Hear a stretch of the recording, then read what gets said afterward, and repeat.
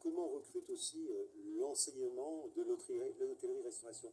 Moi, j'ai été frappé une fois, un directeur de CFA, dans une région plutôt rurale, qui me dit, oui, je dois leur enseigner ce qui fait le métier de cuisinier, sachant qu'ils peuvent aller en franchisé, en restauration collective, ou peut-être pour certains en restauration gastronomique. Et il dit, je suis confronté à des choses très simples, qui commencent déjà par l'alphabétisation.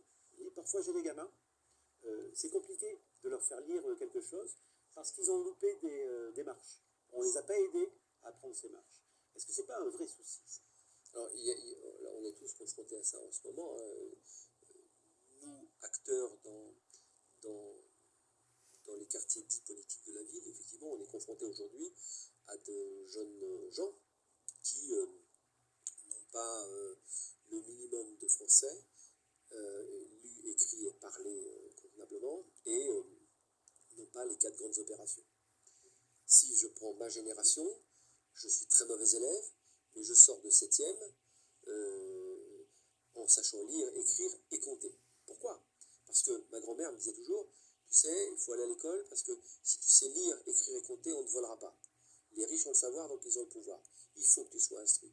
Donc j'avais une force qui m'accompagnait à l'école. Quand j'arrive en secondaire, j'ai plus du tout cet impact-là, donc je vais louper la secondaire. Mais aujourd'hui, la fracture qu'il y a à 12 ans, 10-12 ans, quand il va y avoir cette entrée au collège, on n'a pas terminé l'apprentissage de ce qu'on aurait dû apprendre en primaire.